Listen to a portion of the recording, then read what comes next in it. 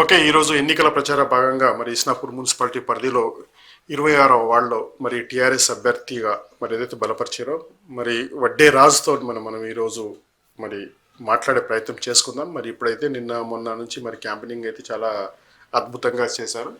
మరి ప్రజలకు ఎవరికి పట్టం కట్టబోతున్నారు, మరి వడ్డే రాజు ఏం చేశారు, ఇక్కడ ప్రజలకి ఎందుకు అంత అవకాశం కల్పిస్తారు, మరి బీఆర్ఎస్ చేసినటువంటి సంక్షేమమా లేకపోతే తను చేస్తున్నటువంటి ఏదైనా అభివృద్ధి కార్యక్రమాలు గతంలో చేసినటువంటి ఏమైనా ఉన్నాయా, మరి తన మాటలో తెలుసుకునే ప్రయత్నం చేశాం. రాజుగారు నమస్తే. నమస్తే సార్.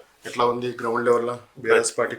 బాగానే ఉంది సార్. 100% అయితే పబ్లిక్ బాగా మన బీఆర్ఎస్ జెండా పట్టుకొని తిరుగుతున్నారు. ఖచ్చితంగా ఓటేజ్ గెలిపిస్తామని చెప్తున్నారు సార్. అంటే కాంగ్రెస్ పార్టీ అధికారంలో ఉంది కదా, మీకెందుకు ఎలా ఓటు? అంటే ఇంతకుముందు నేను చేసిన సేవలు కానీ మాజీ ఇప్పుడు ఉన్న ప్రజెంట్ మాజీ సర్పంచ్ కానీ సుద్దిరెడ్డి గారు సర్పంచ్ ఉండే సార్.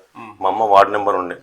అతని తోటి నేను చాలా సార్లు కొట్లాడి అండర్ డ్రైనేజ్ కానీ వాటర్ విషయంలో కానీ బతుకమ్మ రోడ్డు కానీ చాలా పనులు వీధి తంబాలు అయితే సార్ కనీసం 20 సంవత్సరాల ముందు నుంచి మాకు తంబాలు పాతే ఉండే.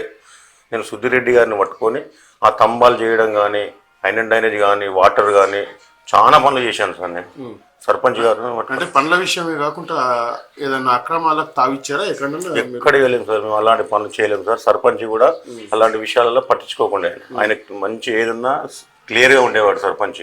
అయితే నేనేం సార్ అంటే జనాలలో మా పొడ్డెర బస్సు సంబంధించిన వాళ్ళకు 600 మంది 1000 మంది జనాలు సార్, కానీ 600 మంది ఓటర్స్ ఉంటారు. ప్రతి దానికి ఎవరైనా చనిపోయినా కార్యక్రమం మంచిదైనా చెడుదైనా 24 గంటలు నేను జనాల్లో ఉంటాను సార్. ఏదైతే ఈ ఒడ్డెర బస్సు అయితే చాలా వీక్నెస్ ఉంది, మరి ఎందుకంటే చాలా బ్యాక్వర్డ్గా ఉంది. మరి దాన్ని మీరు అభివృద్ధి పథకంలో నడిపించాలంటే చాలా కష్టపడుతుంది. మరి ఇప్పుడు ఏం చేస్తారు వాళ్ళ కోసం మీరు? ఇప్పుడు వైకుంఠ ధామం లేదు సార్ మా దగ్గర. అసలు మెయిన్ మా దగ్గర వైకుంఠ ధామం లేదు, ప్లస్ మాంజీరా వాటర్ లేదు సార్. మాంజీరా వాటర్ మాకు అసలు పొల్యూషన్ ఉంది ఇక్కడ అంతా. మాంజీరా వాటర్ లేదు. ఇప్పుడు మా దగ్గర చాలా మంది ఆడపిల్లలు ఉన్నారు సార్. అయితే ఏంటంటే వాళ్ళకి ఉద్యోగం ఎక్కడ కూడా ఉద్యోగం లేదు. ఇప్పుడు మేము రాయి కొట్టేవాళ్ళం సార్ ఇంతకుముందు. ఇప్పుడు ఆ గీతం కాలేజ్ పడ్డ తర్వాత మేము రాయి కొట్టడం బంద్ చేసాం సార్. బండ కొట్టుకుంటాం సార్ మేము. ఇప్పుడు మాకు అసలు ఆ బండ కొట్టడానికి అవకాశం లేదు. అందుకని మా వాళ్ళకు కంపెనీలలో ఖచ్చితంగా యూత్ కానీ ఆడపిల్లలు కానీ ప్రతి కంపెనీలో తిరిగి రిక్వెస్ట్గా అందరికీ ఉద్యోగాలు పెట్టిస్తారు సార్. ఓకే. మరి ఏదైతే ఆ పని చేయని వాళ్ళు, బయటకు వెళ్ళి పని చేయని వాళ్ళు ఏదైతే మీ వాళ్ళు ఉన్నారో వాళ్ళకి ఏమన్నా సెల్ఫ్గా వాళ్ళ ఇంట్లో ఉండే కూర్చొని వాళ్ళకు ఒక కుట్టు మిషన్ ప్రొవైడ్ చేస్తే బాగుంటుందని మీరు ఆలోచన చేస్తాను సార్. కుట్టు మిషన్ లాంటిది ఇప్పుడు పెద్ద మనుషులు ఉంటారు కదా సార్, ఖచ్చితంగా 3 నెలలకు 2 నెలలకు ఒకసారి క్యాంపు పెట్టించి డాక్టర్లను పిలిచి వాళ్ళకి హెల్త్ చెకప్ కానీ మళ్ళీ గవర్నమెంట్ స్కీమ్ ఉంది సార్. 110 రూపాయలు కడితే హెల్త్ ఇన్సూరెన్స్ ప్రతి ఒక్కరికి హెల్త్ ఇన్సూరెన్స్ చేపిస్తాను.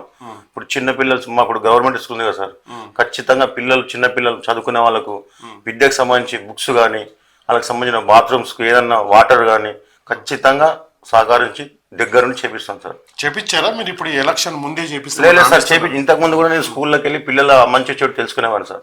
వాళ్ళకి వాటర్ కానీ ఇప్పుడున్న హెడ్ మాస్టర్ ఫోన్ చేసేవాడు, వాటర్ విషయంలో కానీ ఏదైనా పని ఉన్నా నేను పోయి చేసేవాడిని. ఖచ్చితంగా చేస్తాను సార్. రాజు ఫోన్ లేపడు ప్రజలకు అందుబాటులో ఉంటారని చెప్పేసి లేదు సార్. 24 గంటలు మీ ఏరియాలో మీరు 26వ వార్డు తెలుసుకోండి సార్. రాత్రి 12 గంటలకు ఫోన్ చేసినా నేను ఖచ్చితంగా వెళ్ళి రెస్పాన్స్ అవుతాను సార్. ఖచ్చితంగా 1 గంట లేట్ అయినా నేను బయట ఉన్నా ఖచ్చితంగా వెళ్ళి అమ్మ ఏమైంది అన్న ఏమైంది అని మా వాళ్ళే అన్న ఏమైందని ప్రతి ఒక్కరిని పలకరిస్తాను సార్. నేను చిన్న పెద్ద కులం మతం ఏం లేదు సార్, అందరినీ అన్న అంట. ఓకే. మరి మీరు ఏదైతే వార్డు మెంబర్గా ఏదైతే మీ మమ్మీని గెలిపించుకున్నారో మరి చాలా అద్భుతంగా ఉందా? ఇప్పుడు ఆదర్శంగా ఉంటుందా? అయితే ఇప్పుడు ఉంది సార్. అయితే ఏంటంటే ఇంతకు ముందు మన సర్పంచ్ ఉండే కదా సార్, ఇప్పుడు మున్సిపాలిటీ ఫస్ట్ టైం అయింది కదా సార్. ఖచ్చితంగా మా జనాలకు కూడా ఏంటి సార్, 26వ వార్డులో ఏం నమ్మకం అంటే నేను మా అమ్మ వార్డు మెంబర్ గెలిచిన తర్వాత 2 సంవత్సరాలుగా చనిపోయింది సార్. 3 సంవత్సరాలు నాకు పదవి లేకపోయినా నేను జనాల సేవలు అయితే ఖచ్చితంగా ఉన్నాను సార్. వాళ్ళకి ఆ నమ్మకం ఉంది సార్ జనాలకు. ఖచ్చితంగా రాజు ఒక ఒడ్డెరవాడు అయినా కానీ ప్రతి ఒక్కరికి సంధిస్తాడు, ప్రతి ఒక్కరికి ఏది ఉన్నా అన్న అని పిలుస్తాడు, చెడ్డదానికి మంచిదానికి అన్నిటికీ వస్తాడని నాకు ఒక నమ్మకం ఉంది సార్ నాకు. ఓకే. ఇప్పుడు శ్మశాన మటుకే లేదని చెప్పారు. తర్వాత ఇప్పుడు ఎక్కడైతే ఇక్కడ ఇండ్లు లేని వాళ్ళు ఏవైతే ఉంటారో వాళ్ళకి ఏమన్నా ఇండ్లు స్థలాలు ఏమన్నా ప్రొవైడ్ చేస్తారా? ఖచ్చితంగా ఇస్తాం సార్. ఇంతకుముందు మాజీ సర్పంచ్ గోవర్ధన్ రెడ్డి ఇచ్చాడు సార్. ఒక 20 సంవత్సరాల ముందు అతను ప్లాట్ ఇచ్చాడు సార్. అంతకుముందు వెంకటరెడ్డి కానపూరం వెంకటరెడ్డి అని సర్పంచ్ ఇద్దరే ఇచ్చారు సార్. 20 సంవత్సరాల సంది మా దగ్గర ఒక్క ప్లాట్ ఇవ్వలేదు సార్ ఇప్పటివరకు. ఈసారి ఖచ్చితంగా నేను వచ్చిన తర్వాత ఇప్పుడు బీఆర్ఎస్ మళ్ళీ అధికారం వచ్చిన తర్వాత 100% ఎమ్మెల్యే కేసీఆర్ దగ్గరికి వెళ్ళాను, హరీష్ రావు దగ్గరికి వెళ్ళాను. మా ఒడ్డెర బస్సులు అన్న మాకు ఇల్లు స్థలాలు కావాలన్నా మీ పేరు ఉంటుందని 100% నేను ప్రతి ఒక్కరికి చేస్తాను సార్. ఎట్లా ఉంది ఇప్పుడు బీఆర్ఎస్ పార్టీ చరిష్మా ఎట్లా ఉంటుంది గ్రౌత్ లెవెల్? ఎందుకంటే సంక్షేమం పనిచేస్తుందా బీఆర్ఎస్ పార్టీ గతంలో చేసినటువంటి సార్ సంక్షేమ ఇప్పుడు పథకాలు? బీఆర్ఎస్ పార్టీకి ఎట్లా ఉంది సార్ అంటే చాలా బాగుంది. ఎందుకుంది అంటే ఇంతకుముందు కాంగ్రెస్ ప్రభుత్వం గవర్నమెంట్ రాకముందు ఏం చెప్పారు అంటే ప్రతి ఆడపిల్లకు 2,500 ఇస్తామన్నారు సార్. ఇప్పటికి 26 నెలలు అయింది, 2,500 లేరు. ఫ్రీ గ్యాస్ ఇస్తామన్నారు సార్, అది ఇవ్వలేరు. కేసీఆర్ కిట్, మన కేసీఆర్ కిట్ ఇస్తున్నారు సార్, ఆ కిట్టు లేదు. ఇప్పుడు ఏం సార్ ఉద్యోగాలు 1,00,000 ఉద్యోగాలు అండి సార్, ఉద్యోగాలు ఎవరికి ఉన్నాయి సార్? ఎవరికి లేవు. ఇప్పుడు ఈరోజు ఇప్పుడు ప్రతి ఆడపిల్ల 65,000 రూపాయలు బాకీ ఉన్నారు. ఇప్పుడు ఆడపిల్లకు ఓటు అడగని, కాంగ్రెస్ ఓటు అడగాలంటే 65,000 ఇచ్చి ఓటు అడగాలి సార్. అదే బీఆర్ఎస్ ప్రభుత్వం కూడా 1వ తారీఖు పెన్షన్ పడుతున్నారు సార్. అలాంటి ఏం లేవు కదా సార్. రైతు బంధు లేదు, రైతు బంధు లేదు, రైతు భరోసా లేదు. ఇప్పుడు వాళ్ళు చేసే ఏదైతే అధికార పార్టీ చేసే వైఫల్యాలే మీకు గెలుపుకు పునాది అంటారా, లేకపోతే మీరే సెల్ఫ్గా మీరు ఇంతకుముందు చేసినటువంటి అవి కూడా ఇలా లేదు సార్, రెండు ఉన్నాయి సార్. నేను చేసిన సేవ, మా సుధీర్ రెడ్డి సర్పంచ్ గారు మాకు ఇచ్చిన పనులు ఒకటి, నేను పబ్లిక్ లో ఉండి ప్రతి క్షణం ఉండి నేను కలిసి ప్రతి ఒక్కరితో కలిసి ఉండడం వల్ల ఒకటి. రెండోది బీఆర్ఎస్ ప్రభుత్వం అంటే జనాలకు నమ్మకం సార్. బీఆర్ఎస్ అంటే ఖచ్చితంగా రెస్పాన్స్ ప్రభుత్వం. బీఆర్ఎస్ ఖచ్చితంగా వాళ్ళు ప్రతి ఒక్కరికి అందుబాటులో పని జరుగుతుంది, న్యాయం జరుగుతుంది, పబ్లిక్ నమ్మకం అయింది సార్. ఓకే సార్, మీ బీఆర్ఎస్ పార్టీ ఏదైతే ఇక్కడ గెలుస్తారో ఇక్కడ బస్ సెంటర్ కూడా లేదు, ఇక్కడ తర్వాత ఇక్కడ హిందువులకు కూడా శ్మశాన వాటిక లేదు. అంటే టోటల్ గా మీరు మీ ఫ్యాన్లు గెలుస్తే దీన్ని ఏమన్నా రూపురేఖలు మారబోతున్నాయి? ఖచ్చితంగా మారుతాం సార్. ఫస్ట్ మాకు వైకుంఠ దానం లేదు సార్. ఇక్కడ ఒటర్ కాలేజీలో అనేది మాకు వైకుంఠ దానం లేదు. ఖచ్చితంగా పెద్ద మనుషులు హరీష్ రావు దగ్గరికి వెళ్ళి, ఖచ్చితంగా కేసీఆర్ దాకైనా వెళ్ళి నేను ఫస్ట్ వైకుంఠ ధామం మాకు ఖచ్చితంగా ఫస్ట్ పని కాదు అదే సార్. నేను గెలిచిన తర్వాత ఫస్ట్ పని వైకుంఠ ధామం, ఫస్ట్ పని అదే సార్. మాంజిరా వాటరు, అండర్ డ్రైనేజీ మోరి పైపులు వేయడం కానీ, లేకపోతే వీధి స్తంభాలు కానీ ఖచ్చితంగా నేను ఫస్ట్ ప్రతి ఒక్కరికి పని చేస్తాను సార్. ఏదైతే చదువుకున్నటువంటి యువతులు కావచ్చు, యువకులు కావచ్చు, చదువుకొని నిరుద్యోగతో సమస్యతో కూడుకున్నారు, మరి మీ ఉన్న పరిచయాలతో వాటికి ఇంప్లిమెంట్ కల్పిస్తారా? ఖచ్చితంగా సార్. ఇప్పుడు మా దగ్గర ఎంఎస్ఎన్ ఉంది సార్, తోషిబా ఉంది.